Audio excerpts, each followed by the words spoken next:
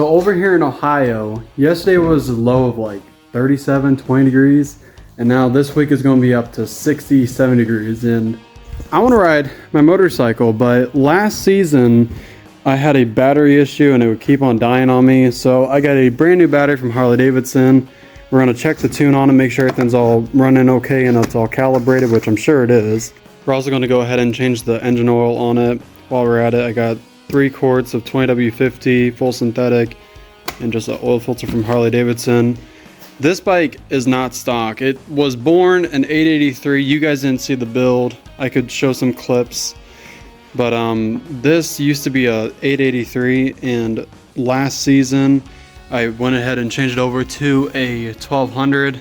It has a 1200 jugs with the 1200 flat top pistons, and it also has the 585 cams. I reused my cylinder heads on my bike personally because the only difference is that the exhaust valve on the 1200 heads is a little bit bigger, which I'm not too worried about it. It's been running amazing, and a lot of people do reuse their heads on these, but now it's running good and I'm fine with it. It makes a lot more power. It makes around like 80 horsepower right now, and it used to make like 46, I think. But it's a good running bike. So let's go ahead and start tearing out this battery and get this thing running again, because currently,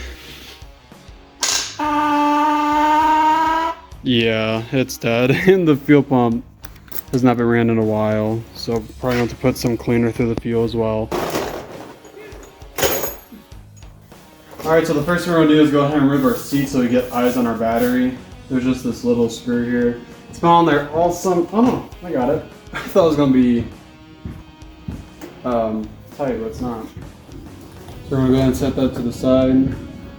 And on this, my bike, you have to lift up on the back and then slide straight back. And it comes right off. So let's go ahead and put this in a nice location, because this is a very expensive seat. So this frame is completely in the way of the battery. The battery sits right inside there, so I'm going to assume that we have to take off this side cover here, because this side's your oil pan. I'm going to go ahead and take this off, because I guarantee that's probably slides up this way. So let's take off my side cover, and I believe that should give us full access to our battery. So I believe on the bottom on these, you have to push up and pull out of the hook like so. I just pushed up and pulled towards me, and there's a little hook down there that holds this panel on. Oh, there you go. You don't need a screwdriver. So just pop it up on the bottom and then twist it on out. And now we can fully see our battery here. This is our O2 sensor right here, which is not really in the way. And there's this giant connector. We might have to unplug that. Yeah, probably just not, so we don't hurt it. It looks like a mass connector, so let's try not to screw that up.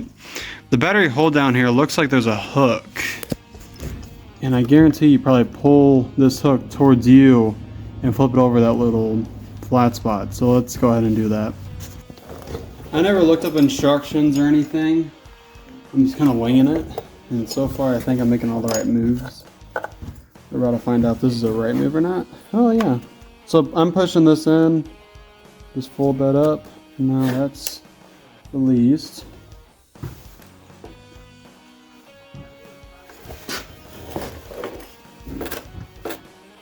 Oh, okay.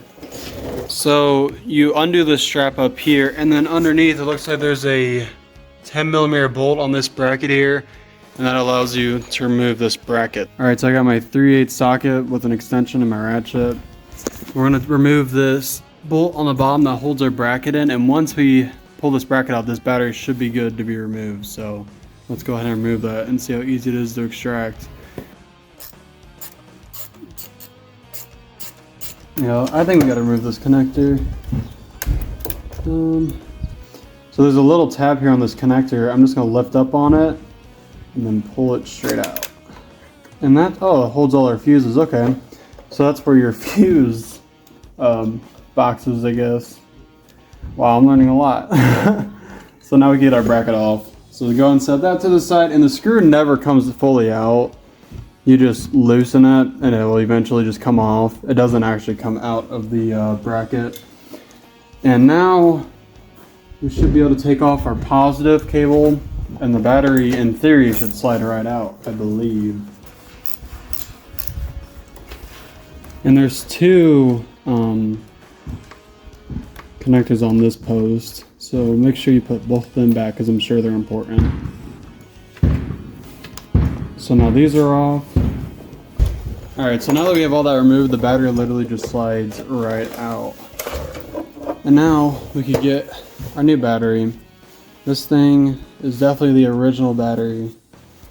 Let's get the new one. Alright, so I just went ahead and bought a brand new battery from Harley-Davidson. It was only 130 bucks, so I didn't see the point of risking it and getting an aftermarket battery. Alright, so when you install this, make sure the positive side goes straight in. I don't think you can really mess this up. There we go. And I'm going to go ahead and put in our strap right now so the battery doesn't slide out. So I'm going to go ahead and hook it around to the top and go and screw in the bolt on the bottom. So the way it was before is this one that came to the side was in there first and this was on top. So I'm just going to do the exact way that it was on there before. It doesn't really matter, but I'm just going to do it exactly how they had it just to be safe.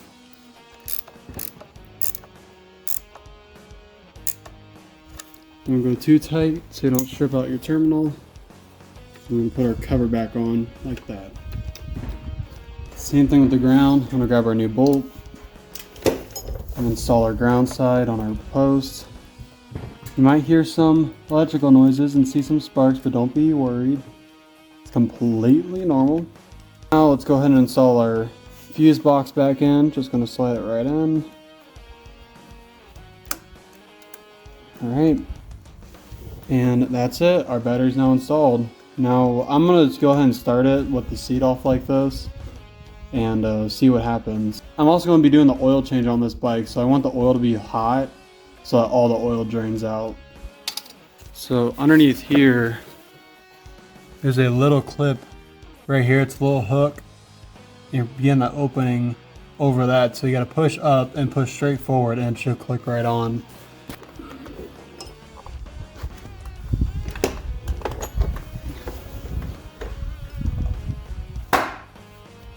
I think I got it. So what was happening is I wasn't pushing up all the way, but once it's in, that's how it should look. But you gotta really push up on that tab because this is a metal cover. All right, let's go and start it, and then I'll put my tuner on it and monitor everything, see how it's doing. Primed a lot easier that time.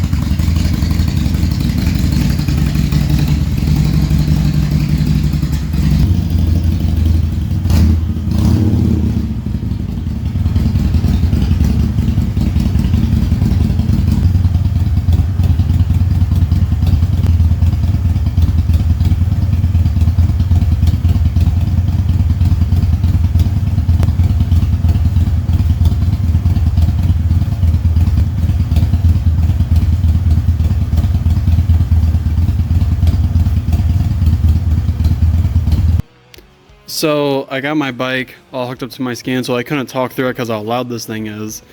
But where you connect your scan tool is right down here on your left side. There is a plug right here. There's a little rubber piece that goes inside of it just to keep dirt and water out. You take that out and you plug in your scan tool. I'm in Screaming Eagle right now. I want to show you this trick real quick though. So when you tune your bike, and if you did what I did and you got a Hooligan 1200 big cam kit for your bike, if you claim that your bike is an 883 from your selection, it's only going to have a 1200 stage 1. So the way I got around this is that I actually changed my model, and then instead of saying it's an 883, I said it was a 1200. And then this is where you could get your stage 2 your stage 2 kit with your cams. What I have installed on mine is right here. It's a stage 2 performance cams with the exhaust. And this is my calibration I have up right now, my 3rd gear pull I did on it when I did my dynamic test on the road. So I'm not going to worry about this because in my VCI it says that I have my tune in. So I'm just going to go ahead and cancel, and we're going to go to my toolbox. And the toolbox is where you could actually see your live data and see how everything's doing, what your temps are, what your AFR is.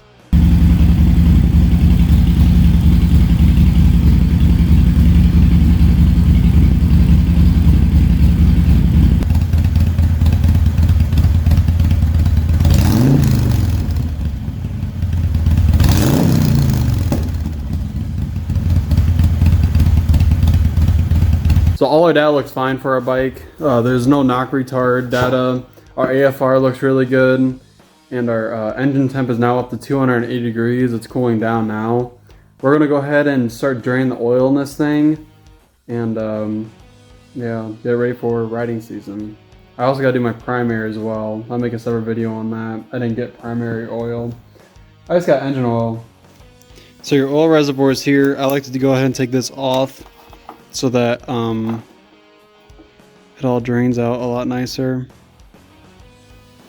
Usually this takes like literally all 3 quarts, and I feel like it needs a little bit more than 3 sometimes. But and what I like to use for an oil jug is one of these Mobil 1 5-quart jugs, and I cut the side open on one and it's low enough to go underneath here. I'm gonna clean all this out so that I could really see like if there's anything in the oil, like moisture wise.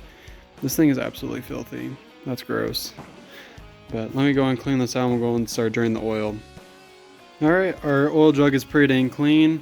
It's always important to clean these out so you can really look at like what your oil looks like. It really tells you the state of your engine and how healthy it is. This just got engine rebuild last season, so I wouldn't be surprised if I still see a little bit of metal shavings, but if I see a lot, then I know we have an issue. Alright, so there's this little rubber tube. That's how you drain your oil on these bikes. You gotta remove this plastic clip here, which just pulls right off. There's your plastic clip, put that to the side. I like to route mine down here so all the oil drains out, and all that's holding that little plastic on there, which is your drain plug, is this hose clamp. You just take a flathead screwdriver, loosen it a little bit, and then you can pull this out. This oil should be hot so it drains out a little bit easier. That's still really thick. Alright, so now that our drain plug is all tightened up, let's go and bring the oil jug over to this side, underneath our oil filter. And these kind of make a mess because of where they're placed at. It's this right here, that's your oil filter. What I'm going to use to remove it is a oil filter cup that fits over it. The kit that I have, oh my gosh, I almost fell. Oil filter socket set. There's the kit that I have. It's Universal do a lot of makes and models. This particular one fit my bike. And just kind of watch where it pours, so you don't get it everywhere, but it's gonna make a little bit of a mess all over the front of your bike. And it pours everywhere. Kind of a silly location, but it's just to protect the oil filter, because if a rock comes up and hits this, you're now stranded. And then I'm gonna go ahead and get my filter. Is there a part number on this? 63805-80A. I like to get a little bit of oil and put it around the rubber gasket. Gives it a better seal and it makes it easier to take off on the next oil change. And I just tighten these by hand.